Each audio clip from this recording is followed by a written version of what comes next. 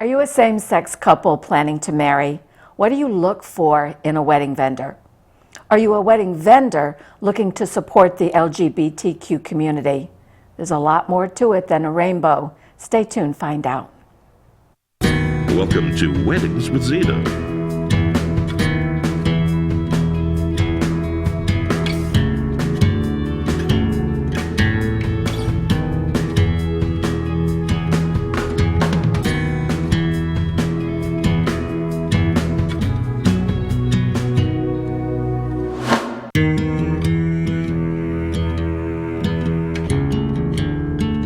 Here's your host and producer, Zita Christian. Hi everyone, welcome to the show. I am delighted tonight to bring to you a very, very good friend, a fellow wedding officiant, and a woman who has a unique perspective on gay weddings, supporting the LGBTQ community, because as I said in the little intro, there's a lot more to it than putting out a rainbow. Or if you are planning to get married, you need to do more than just look for a wedding vendor who has a rainbow in their logo or their materials. My guest is Elisa Chase. Elisa, thanks for being here. Thanks, Zita. And just so I make sure to put this out there too, your business as a wedding officiant is called Tapestry Ceremonies. Yes. You're in Connecticut. Yes. And then do you go outside of the state? I do. I serve the tri-state area as well as all the way through into northern New England. Yeah, you're like me. We travel. Yeah, get in the car, get on the road. That's really good. So, I mentioned in the intro about the LGBTQ community. Talk to us about what the letters stand for. The lesbian, bi, transgender, gay, and queer community. Okay, and one of the things that I know you and I have talked about, like finding a way to have a different acronym that's a little easier on the tongue, but we're not there yet now. So right now it's just LGBTQ community. Okay. So I mentioned earlier in the intro about it's more than just a rainbow. For people who don't understand what I'm talking about, if you're new to this whole concept, I have a little photo from the very first wedding that I did, and it does show Elaine and Becky at the celebration of their wedding, and it is there we are, it's at the reception afterwards, and Becky is wearing a rainbow colored boa, which I love. I just thought that was the best picture. They're both so very happy, so joyous that it was finally that they were able to get married. I want to talk about the fact that they were finally able to get married, because right now we are taping this show in June of 2015, and you and I were talking just before the show started. I mean, we were just so hoping that before the cameras rolled, there would be a decision from the Supreme Court. As of this moment, it has not happened yet, but we're expecting it. We're also expecting that they will agree to rule on same-sex marriage. I've seen strong support from the public. I'm assuming you have as well. Definitely. Yeah, me too. Massachusetts being the first state to legalize marriage equality, Connecticut coming pretty soon behind. As a wedding officiant, because I find that once I started doing weddings, I had a deeper and a more inclusive, and in some ways a surprising picture of what was involved, because there were things I just never thought about. So from your perspective, what does it mean to live and work as an officiant in a state that supports marriage equality? You know, I'd like to say that it's easy to take it for granted. Yeah. Because in Connecticut it's been almost 7 years. But on a daily basis, I'm deeply thankful to live in a state that not only embraces marriage equality, but does so with vigor and with gusto, Yes. And with great appreciation. So for me, it's something that's integral to deciding to stay in Connecticut. We've often thought about moving to better climates, and the more snow that piles up in February and March, the more moving to someplace warmer seems really appealing. And one of the first things we always say to each other and our family, as my spouse and I talk, is where will we go as long as we go someplace where it's equally embracing, where marriage equality is the law of the land. Yeah. And it has kept us here for several years. Yeah, I think there are a lot of reasons, a lot of wonderful, good, supportive things for individuals as well as for the economy, and that's a whole nother subject. Well, speaking of business, get a little bit of business potential in here. Thinking about same-sex weddings, for some of the states where it's brand new or will be, fingers crossed, very soon. Connecticut's had a few years. So what do you see as business potential, just generally speaking, because we now have marriage equality? Well, there are a lot of statistics that show that within the LGBTQ community, there's an embracing of the traditions of marriage and weddings. So as we open the community to our services, it just gives us exponential people to serve. Yes.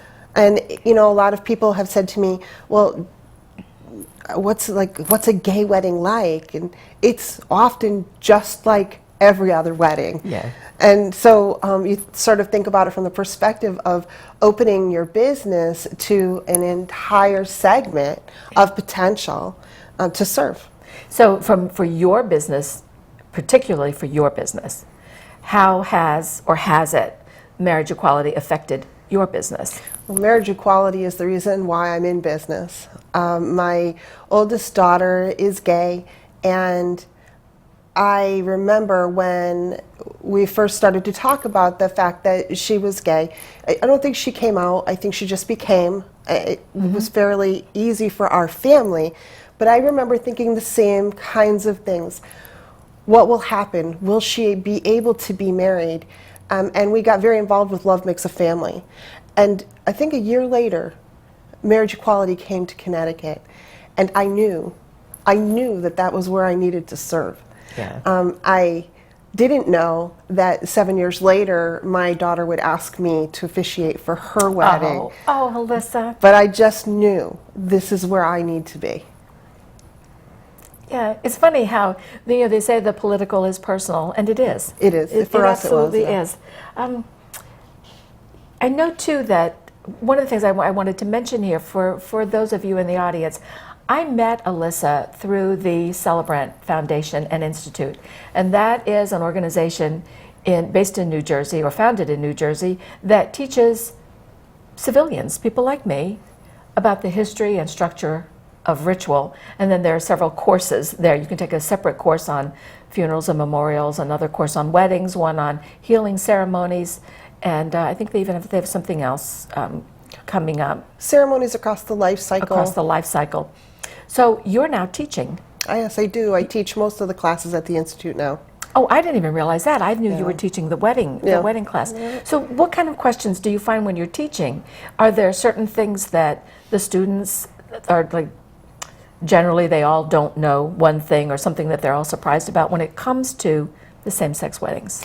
Well, at the Celebrant Foundation, we serve students across the globe now. So initially it was here in the United States, and then it was North America. Now it's North and South America, as well as Europe. And so people come with a varying degree of exposure to marriage equality and same-gender weddings. Most of my students are relatively enlightened and often come from within the LGBTQ community or the ally community. But for folks who it is something new or it's something emerging, I think the thing they ask most often is, what's it like? There's a kind of a mystery often when I serve for clients at weddings. It's inevitable that someone will come up to me either before or right after the ceremony, and they sort of lean in and they say, I've never done this before. Yeah. And I say, been to a wedding?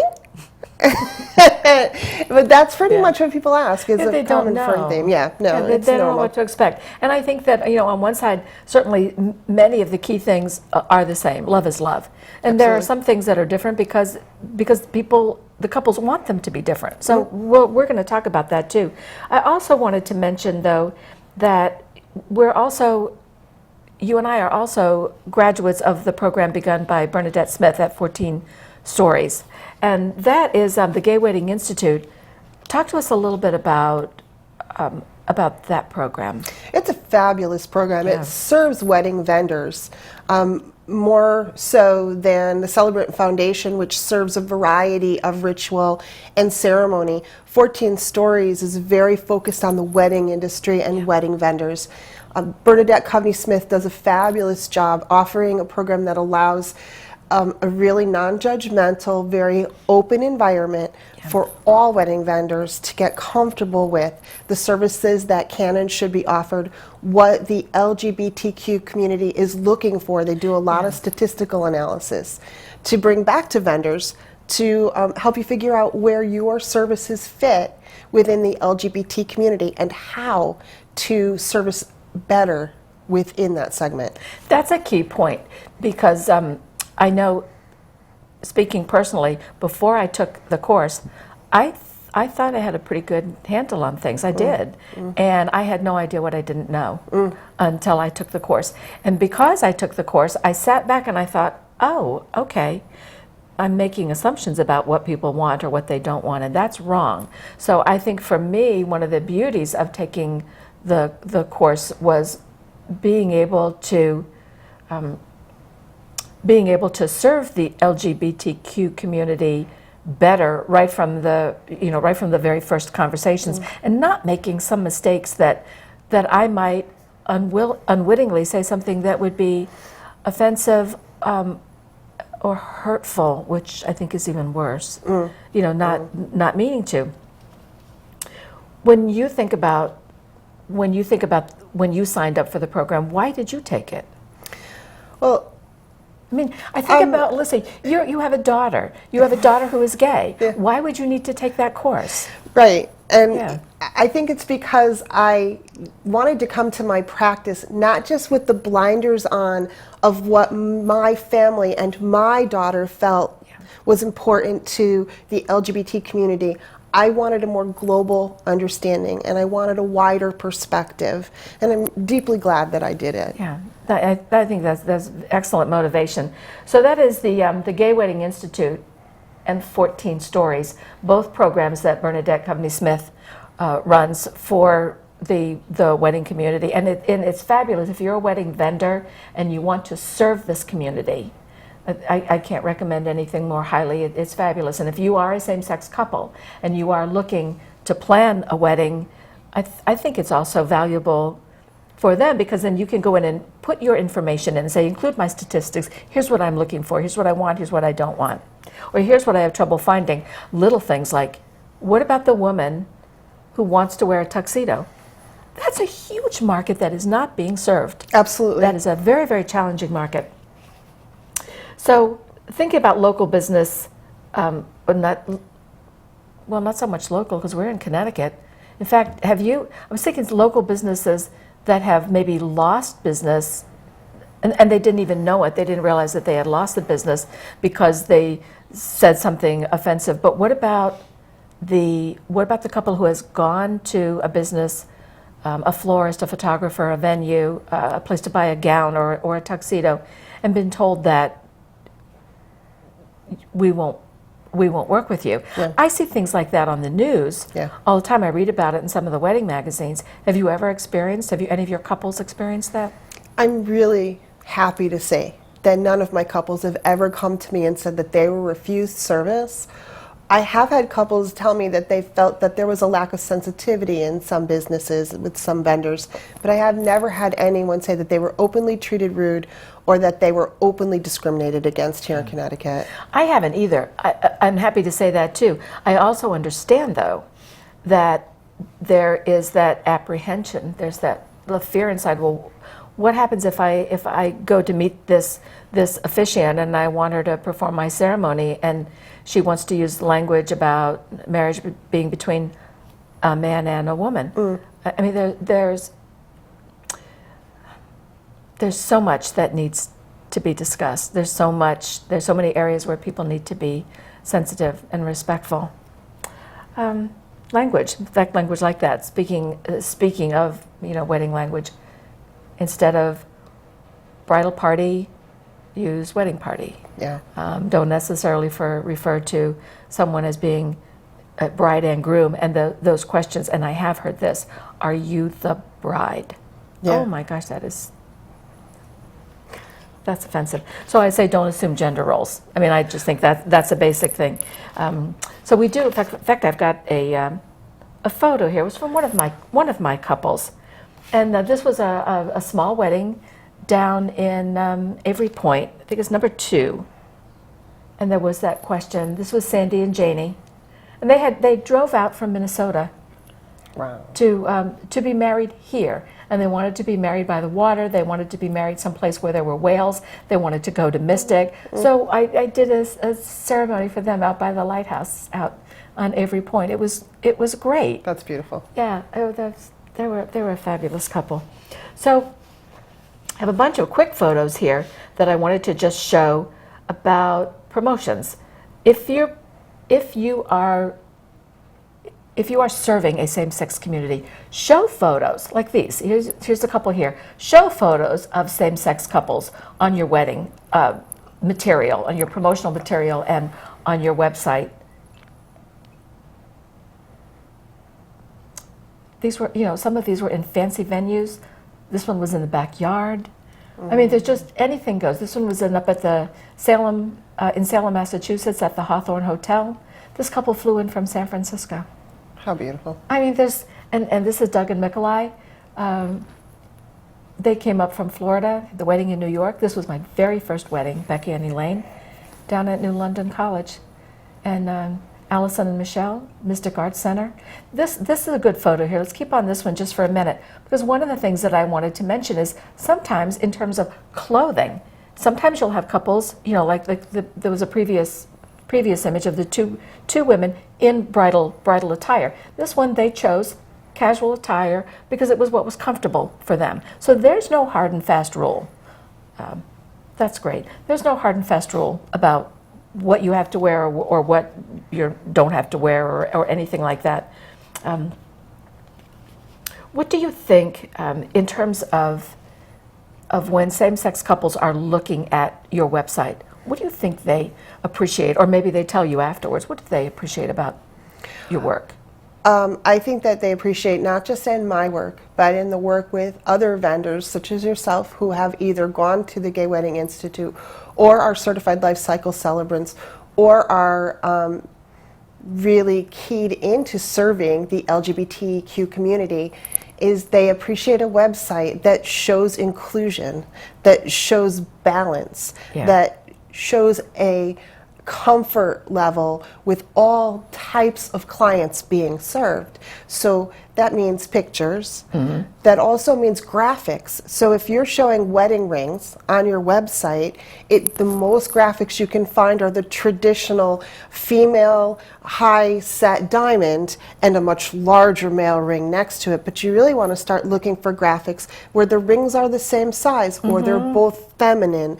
I personally chose cupcakes that are decorated with 2 as bridal gowns, 2 as tuxedos, and then you can change that graphic around into every possible format that you could possibly want.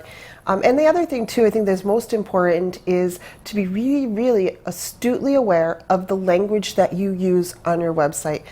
Weddings have in the past traditionally been bride-centric. Yeah. And there's a lot of bride-centric marketing and bride-centric language. And if you aren't careful to approach your website with gender-neutral or gender-inclusive language, you send a message. So even if you've got pictures that show that you really do want to serve all who believe in love, if you don't match your tone with the pictures, you create a dichotomy there too. And the symbols are so telling. I mean, they speak volumes. That's always been that way. I want to get into the work that we do as wedding officiants. And I want to mention, just for you in the viewing audience, if you're watching the show now and you're saying to yourself, oh, I wish I'd known what this show was going to be about. I want to tell so-and-so to get this information because I have gay or lesbian friends who are planning a wedding, or I'm helping to plan a wedding, or I'm a wedding vendor and I want to be sure that I serve this community correctly. Whatever the approach is, you can find this show on YouTube. I have a YouTube channel that is called Zita TV Network. And under Zita TV Network, you'll find the Page 1 series about writing and the Full Bloom series about anything I like. And you'll find the Weddings with Zita series, and that's where you'll find this show. So you can always find it, at some point in the future. It's not like it's only tonight. So that's a good thing. I have a feeling people are going to want to watch this show. So let's get specifically to Connecticut. License requirements, not much. No witnesses, no waiting. I know before a number of the other states adopted marriage equality, a lot of my business came from couples who came in from other states. Sure, that's true. Yeah, I'm sure that you did as well. Yeah. Yeah, it's trailing off as more states have adopted marriage equality. But 2 years ago tomorrow, I married a couple of women who came up from Atlanta, and they were married here in Elizabeth Park in the Rose Gardens. And they are now the plaintiffs in the case for marriage equality in the state of Georgia. Awesome. One serving over in the Middle East. One was a former police officer, and they're also now expecting their first baby. Oh my gosh, that's got to make you so happy. Oh, it was awesome. Yeah. Yeah, and you see it carried on, and that's really But good. it is, I think it's trailing off. I don't get as many out of state. I'm happy to lose that business. Me too, Yeah. absolutely. Yeah. But you're right, it Absolutely. is easy here in Connecticut. You can pull a license on the same day that you're married as long as you call town hall and make sure there's somebody there. Yeah. You don't need witnesses. You don't need much more than proof of your identity. Right. And you can get married in a day. Yeah. Yeah, I've done that. Met the couple Yeah, off me the too. airport, off the plane. Yeah. Yep, there we go. So, talking about other aspects of the wedding ceremony itself. So, I have a photo of a processional. In fact, I have two. So, we'll pull the first one up. Okay, so this was Patrick and Jim. Jim, the colonel, the Army colonel, and Patrick, the Irishman from University in Washington, D.C., and they were married up here at Harkness Memorial Park. This processional coming in, it's just the two men coming in together. And there's another photo right after this I wanted to show, and that is Becky, from my very first couple, my very first wedding, coming in with her dad. So let's talk about that whole processional thing for a minute, because the one here with Becky and her dad, you'd look at that and think more traditional. Sure. And yet you look at the photo of Jim and Patrick, and this is also, now, see, I look at this and go, yeah, this is traditional too. Absolutely. This is traditional as, love is love. So do you find any pattern in terms of what couples want to do, or maybe things that they specifically don't want to do in a processional? Like yourself, as a certified life cycle celebrant, we do all our weddings from scratch. Yeah. And our biggest roadmap of how to create a wedding is what the clients want. Yes. So we get an opportunity to ask every single client that we marry, what works for you? And that's, to me, the most important clue to creating a great processional, is to find out what resonates with the folks that are coming down that aisle. I think from a trend perspective, for a while it was, at least within LGBTQ community, often two aisles. Yeah. But logistically, that's not always possible in a static venue. If you're going into a formal venue, it has always been set up with that common aisle. There's often that kind of awkwardness of who goes first if there's only one aisle. And I think that's why in that picture with those two handsome men, sometimes the decision is, well, let's come down together. Yeah. That procession is very meaningful within an overall wedding ceremony anyway. It's the beginning of a rite of passage. It is. You're leaving that past behind and transitioning to the place, or walking up to the place where your life is going to change. Yes. There's so much meaning behind it. Yeah. We don't have a lot of time left, and there are a couple things I want to be sure to talk about. Rituals, because as life cycle celebrants, we can include all kinds of really wonderful things in a ceremony that many couples never even think about. So I have 3 pictures here I want to show you. They're from 3 different rituals that I've done. This one was you can't see the stone here, but there's a stone underneath there. And this was from a Scottish oathing stone ceremony, and this was Patrick and Jim. And they are making their vows holding a stone. So they're making their vows on this stone. Okay, we have another one here. And this is Gina from my very first wedding. And she is walking down the aisle presenting a gift. I created a ritual called Garden Gifts, and she is bringing in a pot of rosemary that is for fidelity, but it is specifically for memory, so that you remember why you fell in love. And she is presenting that to the couple as a wedding gift. And then there's one more, and this is from Blake and Scotty's wedding, and this is the hand fasting. And I'm wrapping a cord around their arms, and eventually, when it's fully wrapped, they will pull their arms through that tunnel of coils and actually tie the knot. So these are some ideas for just for different wedding rituals. We were talking about rings a moment ago, where you were talking about the symbols. One of the things that I have found is that a lot of times, for couples who are now able to get married, the rings are rings that they have worn for years because they couldn't get married before, but they could exchange rings, just have their own personal ceremony. I want to get to another one here too. When you are making the pronouncement where the couple is married, traditionally, years ago, it was always, and I now pronounce you husband and wife. That's not the case now. I use language that says, I now pronounce you lovingly, legally married, or I now pronounce you, married, each spouse to the other. There are a number of different ways. What do you do, and how do you decide? I always ask my couples first. Yeah. But sometimes even our couples need some guidance because they don't it's know. Right. It's new to them too. Yeah. Some of the gold standards now are spouses for life. Yeah. I've done wife and wife. Yeah. It really. It's what they want. Truly legally and always possibly married. Yes, I like that too.